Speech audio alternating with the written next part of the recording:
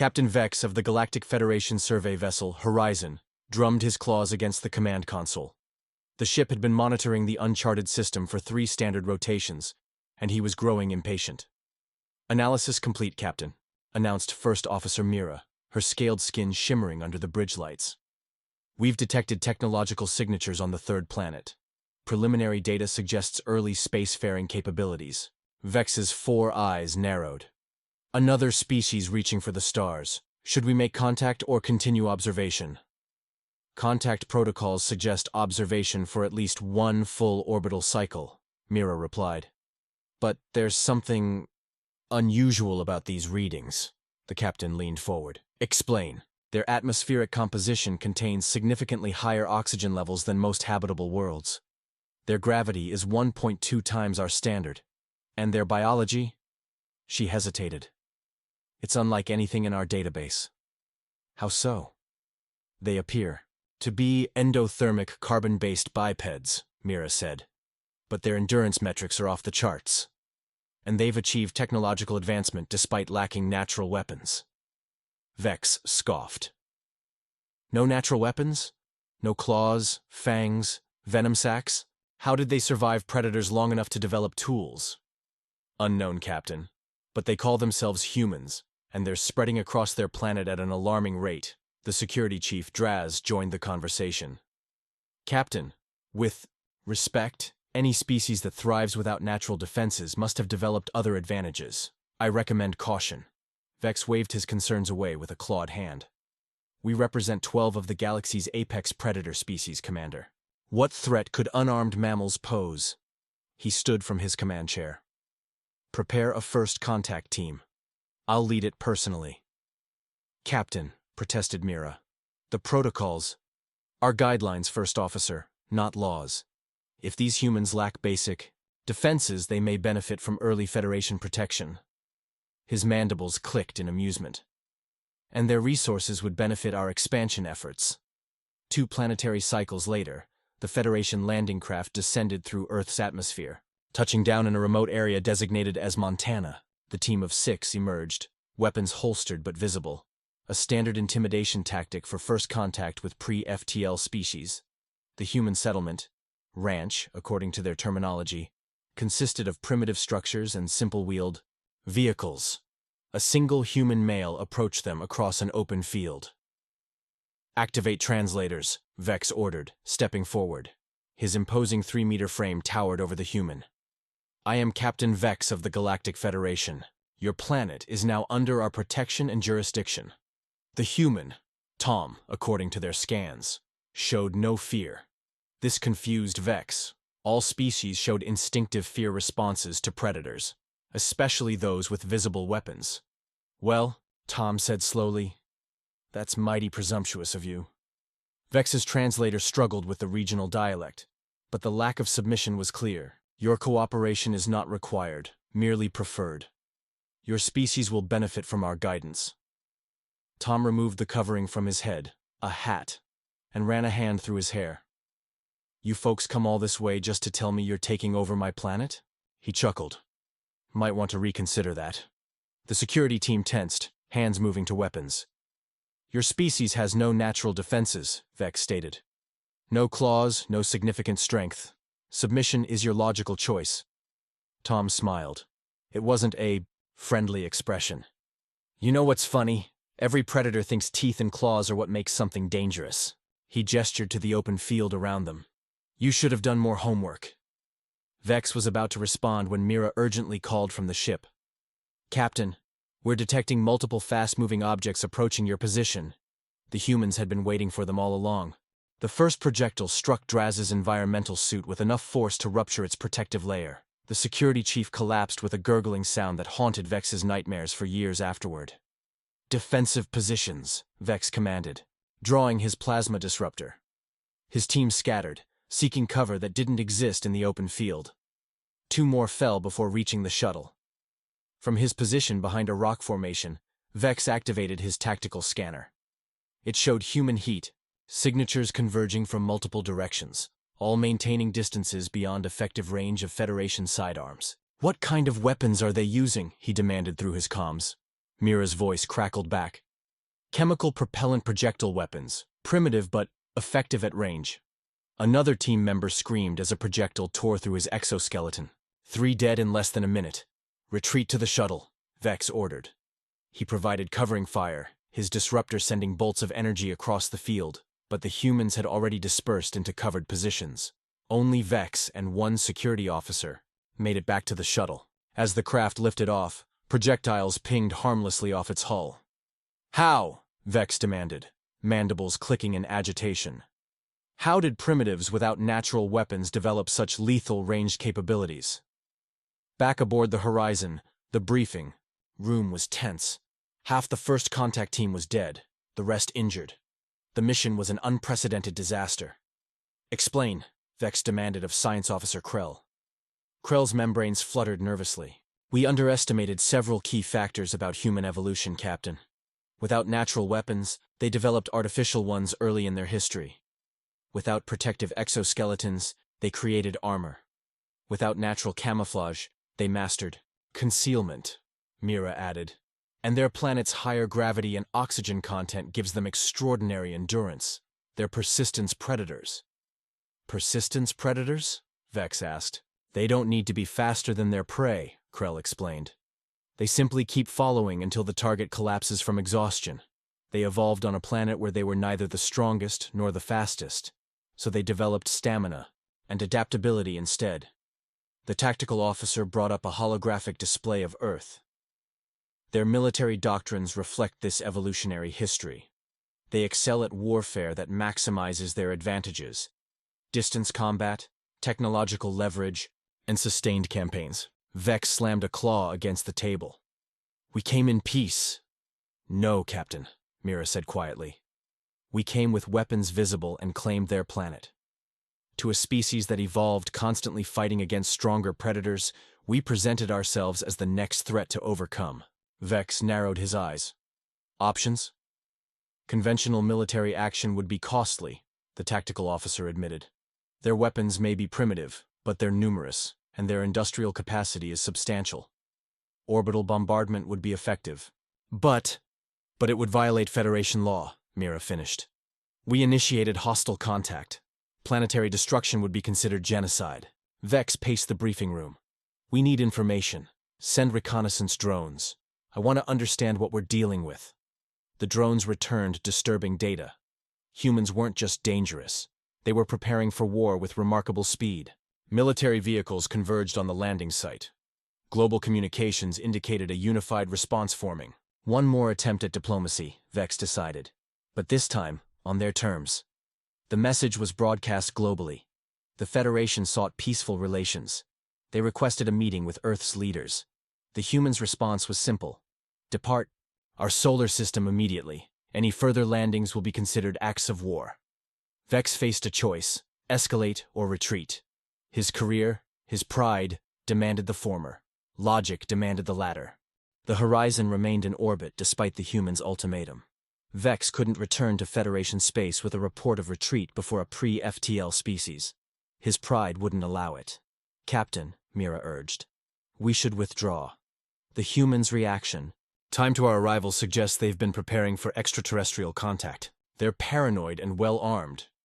Which is precisely why we can't leave them unmonitored, Vex countered.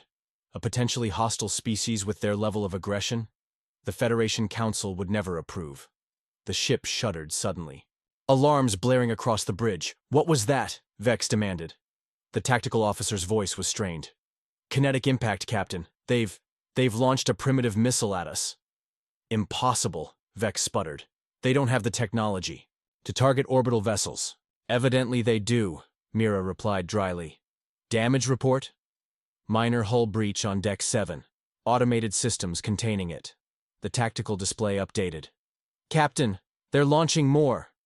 Vex stared at the screen in disbelief as multiple projectiles rose from Earth's surface. Evasive maneuvers. Prepare defensive countermeasures. The Horizon banked sharply, its superior technology easily outpacing the primitive missiles. But the humans' audacity was shocking. A pre-FTL civilization shouldn't have even attempted to attack an advanced starship. They're hailing us. Communications reported. The main screen activated to show a human female in a formal uniform. Federation vessel, this is General Lisa West of Earth United Defense. Your continued presence in our orbit is unwelcome. This was a demonstration of our capabilities. The next salvo will not miss. Before Vex could respond, she continued. We have studied the wreckage of your landing craft. We understand your technological advantages.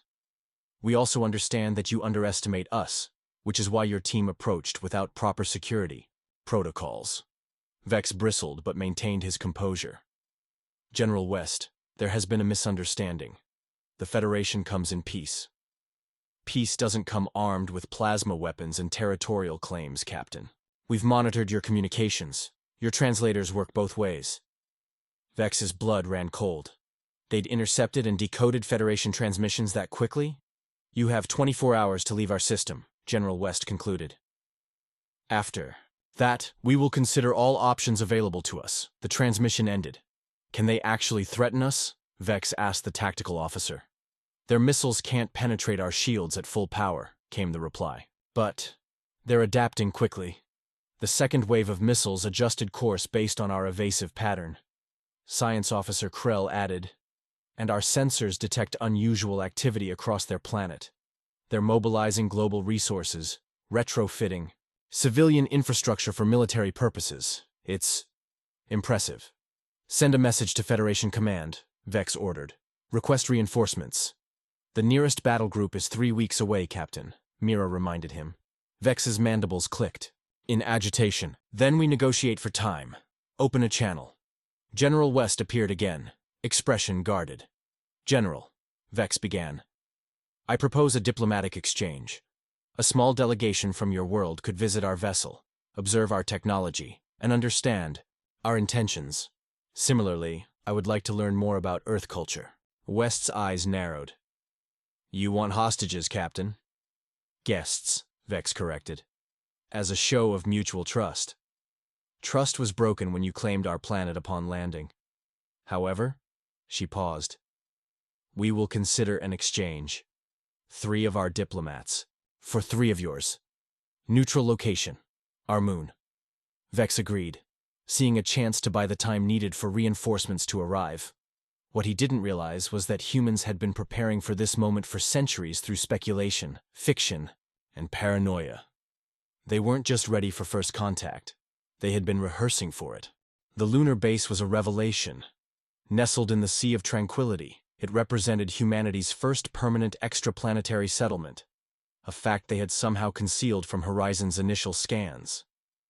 They've been here for decades, Mira whispered, as their shuttle approached the domed facility. How did we miss this? Deliberate signal dampening, Krell surmised. They've been hiding their true capabilities. The diplomatic team, Vex, Mira, and Krell, were greeted by their human counterparts, General West, a political representative named Marcus, and a scientist called Dr. Reed. The contrast between species was stark. The humans were smaller, softer, and completely lacking natural weapons. Yet they carried themselves with unmistakable confidence. After formal introductions, Dr. Reed led them on a tour of the facility. We established this base 30 years ago, he explained. Originally for scientific purposes, but its role has evolved into a military outpost, Vex observed, noting the disguised weapon emplacements. Defensive preparations, Marcus corrected smoothly. Earth has a long history of contemplating extraterrestrial contact. Not all of our theories were optimistic. The central conference room featured a large table with embedded technology. As they sat, General West activated a holographic display showing Earth's solar system. Let's be direct, she said. Your Federation claims to be peaceful, yet your first words on our planet were a declaration of jurisdiction. We need to understand your true intentions. Vex chose his words carefully. The Federation encompasses 12 advanced species. We bring technological benefits, medical advances, and protection from truly dangerous forces in the galaxy. In exchange, for what? Marcus asked. Cooperation, resources, integration into our economic system. Dr. Reed leaned forward. And if we decline, then we would regretfully catalog your system as non-cooperative and move on, Vex lied. In reality, the Federation had never encountered a refusal. especially not from a pre-FTL civilization. General West's expression remained neutral. We've analyzed your shuttle's technology, your propulsion systems, your energy sources. They're advanced, but not incomprehensible. Given time, we could replicate much of it. This was unexpected. Most species took centuries to reverse engineer. Federation technology.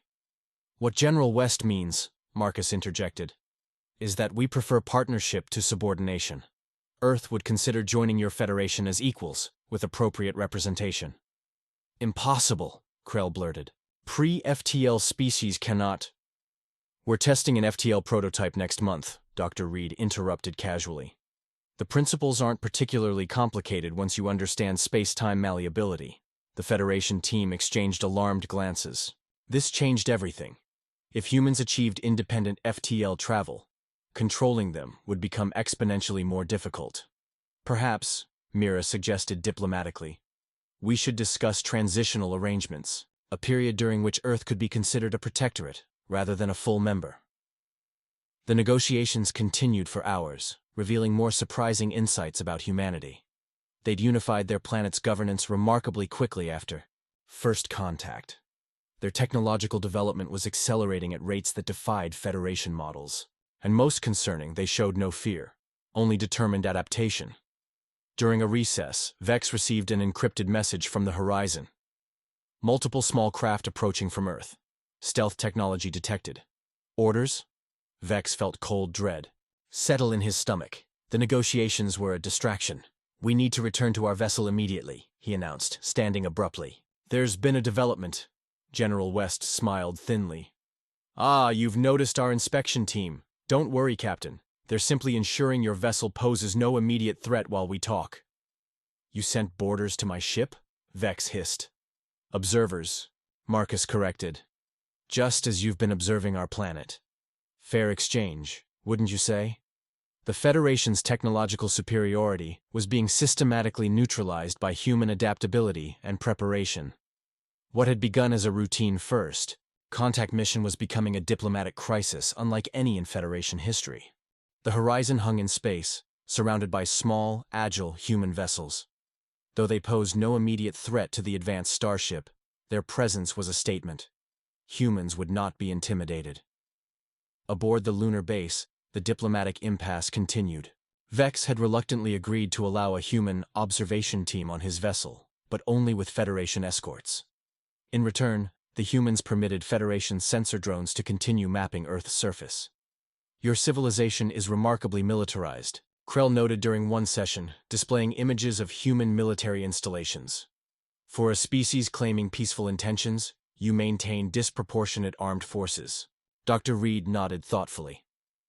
Our history is shaped by conflict. Without natural defenses, we learned early that preparation prevents predation.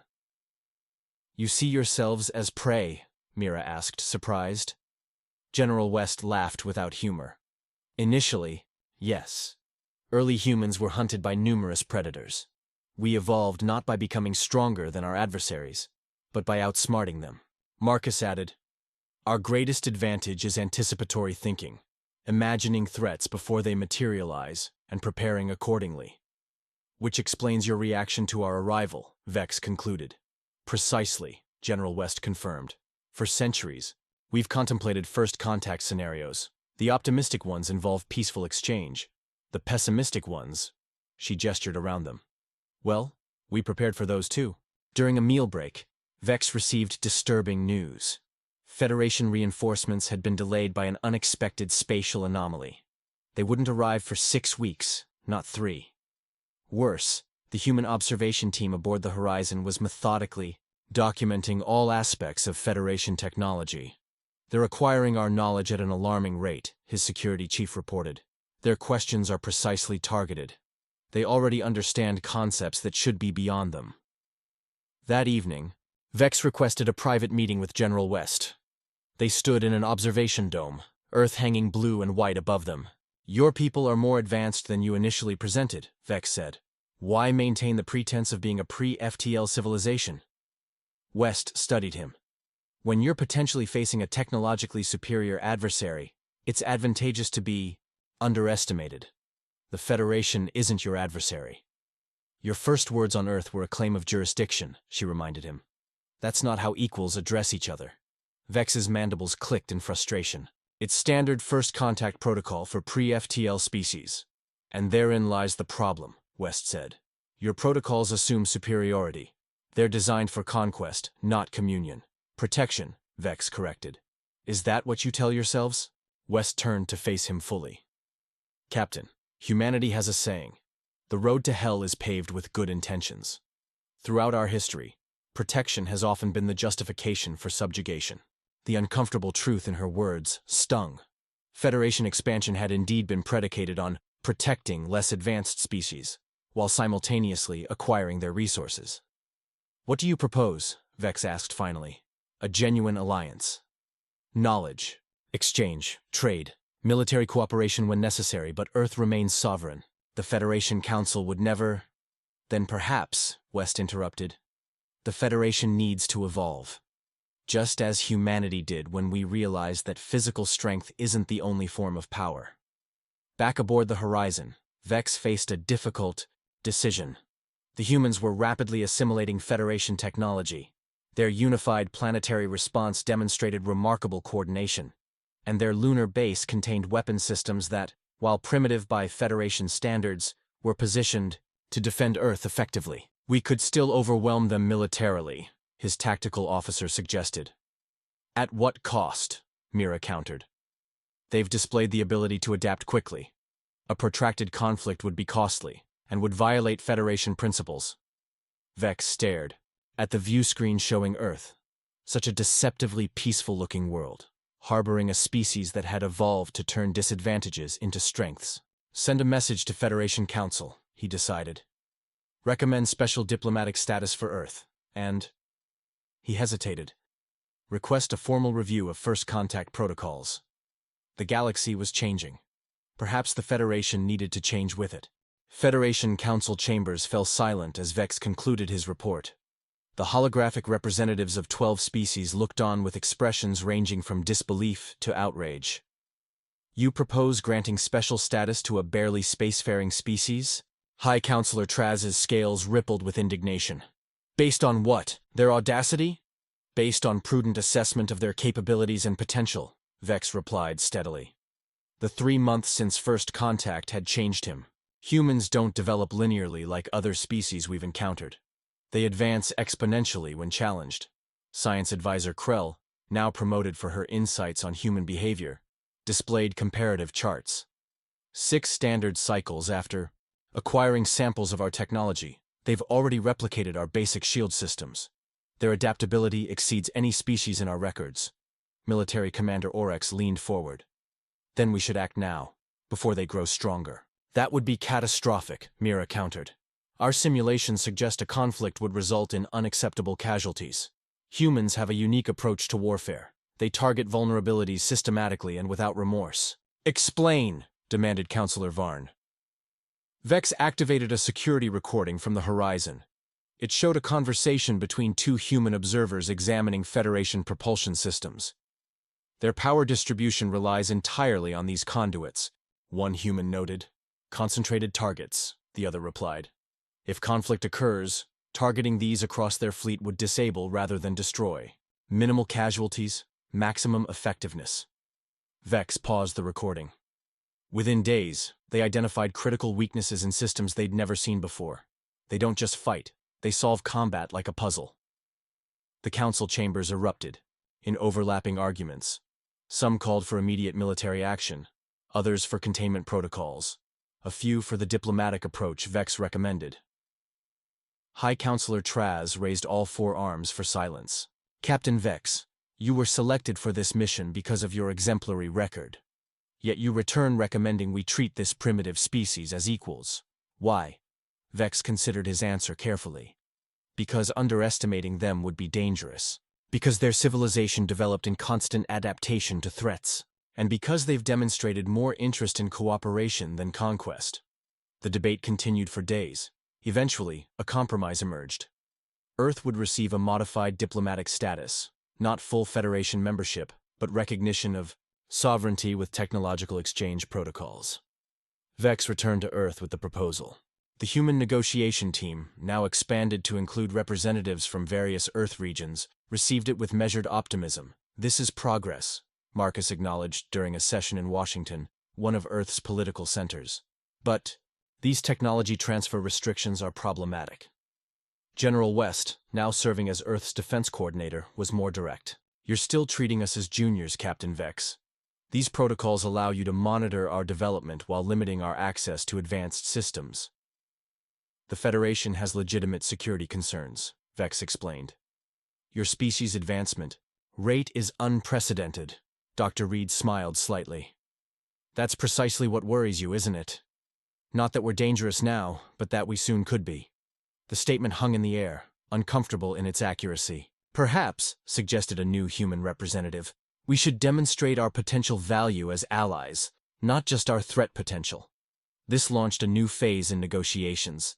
Humans began sharing their unique innovations, technologies the Federation had never developed despite its advantages, efficient atmospheric filtration systems, novel approaches to gravity manipulation, unexpected applications of familiar principles. Most surprising was their medical technology. Despite their technological disadvantages, humans had developed sophisticated approaches to genetic repair, trauma treatment, and neurological interfaces. How? Krell asked Dr. Reed during a particularly illuminating presentation. How did you advance medical science so rapidly? Necessity, Reed replied simply. Our bodies are fragile. We break easily. We had to become experts at putting ourselves back together. Gradually, the relationship shifted. Federation representatives recognized that human ingenuity offered genuine value. Humans acknowledged that Federation experience provided necessary guidance for stellar expansion. 6 months after first contact, a formal treaty was signed. Earth would join the Federation not as a protectorate but as an associate member. A new classification created specifically for them. Vex, watching the ceremony from the horizon, felt a mixture of professional pride and personal uncertainty. He had arrived expecting to find primitive beings in need of guidance. Instead, he had discovered that the absence of natural weapons had compelled humans to develop something far more powerful: relentless innovation.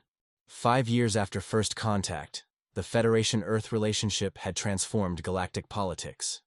The associate member status created for humans had been extended to 3 other civilizations, creating a new diplomatic category that recognized sovereignty while facilitating technological exchange. Vex, now an admiral overseeing Federation Diplomatic Corps, stood on the observation deck of Earth's first true starship, the Discovery. Though built with Federation assistance, it incorporated uniquely human design principles, redundant systems, combat readiness alongside scientific capabilities, and crew comfort prioritized to a degree Federation vessels never considered. Impressed? Asked Captain Jack Miller, the ship's commander. Continually, Vex admitted. Your engineers solved the radiation shielding problem we've struggled with for decades. Miller nodded. Different perspective. We evolved on a planet with atmospheric protection from solar radiation. When we began space exploration, radiation protection was immediately necessary for survival. This epitomized the unexpected benefit of human integration into galactic society. Their evolutionary disadvantages had forced them to solve problems other species never encountered or simply endured. Their solutions often seemed obvious in retrospect, but only because humans approached challenges without preconceptions. The Council is voting next week on your application for full member status, Vex mentioned. There's significant support. And opposition, Miller noted. The Zeth Confederation still considers us too aggressive. Vex's mandibles clicked in amusement. The Zeth consider everyone too aggressive. But your diplomatic corps has been remarkably effective. Indeed, human diplomats had demonstrated the same adaptability as their engineers. Despite lacking telepathic abilities, natural intimidation factors, or other advantages common to Federation species, they excelled at negotiation and alliance building. We understand vulnerability, Miller explained as they toured the ship. When you evolve without natural weapons, you learn to prevent conflicts before they begin. The Discovery's mission exemplified this philosophy, mapping uncharted regions, not just for resources or scientific knowledge, but to establish peaceful first contact protocols with any civilizations they encountered. The lessons from Earth's experience were being applied proactively. In the ship's strategic command center, General West, now nearing retirement, was instructing a mixed team of human and Federation officers. "The key to security isn't overwhelming force," she lectured. "It's comprehensive preparation. Anticipate, adapt, overcome. The human way," one of the Federation officers commented respectfully. "The survival way," West corrected. "When you can't outfight your predators, you outlast them. When you can't outlast them, you outthink them." Later, Vex joined a celebration, marking the 5th anniversary of First Contact. The reception featured representatives from all Federation species alongside human diplomats. What struck him most was how quickly humans had integrated, learning alien customs, adapting communication styles, building personal relationships across biological differences. Dr. Reed, now heading a joint xenobiology research institute, approached with a Federation medical officer. "We've completed the trial applications," Reed announced excitedly. "Human regenerative techniques, combined with Lorca's cellular stabilization, have increased treatment efficacy by 340%. This collaboration typified the unexpected synergy between humans and the Federation. Human medical technology, developed out of necessity due to their physical fragility, was revolutionizing treatment across species." As the evening concluded, Admiral Vex found himself on a balcony overlooking Washington. The city lights spread below him, a testament to human civilization's persistence. Marcus joined him, now serving as Earth's Federation ambassador. "Reflecting on how wrong your first impressions were?" he asked with characteristic directness. Vex acknowledged the truth with a gesture. "We saw your lack of natural weapons as weakness. We didn't understand that it drove you to develop something more formidable." "Intelligence guided by empathy," Marcus suggested. "We know vulnerability intimately, so we recognize it in others. We've been prey and predator both, so we understand the entire ecosystem." "The Federation has existed for 3,000 years, Vex said. "In 5, you've changed how we approach everything from diplomacy to engineering to medicine." Marcus smiled. "Because we had to change ourselves constantly to survive. Our history is one long adaptation." As Vex prepared to return to Federation space the next day, he reflected on the lesson humanity had taught the galaxy. True strength isn't measured in claws or fangs or physical might, but in the capacity to transform disadvantage into opportunity. In evolutionary terms, humans had seemed paradoxical, a species that became dominant despite lacking natural weapons, but their seemingly contradictory nature, physically vulnerable yet ultimately dominant, made perfect sense now. They had transformed their greatest weakness into their greatest strength. In doing so, they had become the galaxy's most effective adapters, innovators, and problem solvers. The unarmed civilians had indeed proven to be the deadliest predators, not through physical prowess, but through the relentless application of intelligence, cooperation, and foresight. And the galaxy was better for it.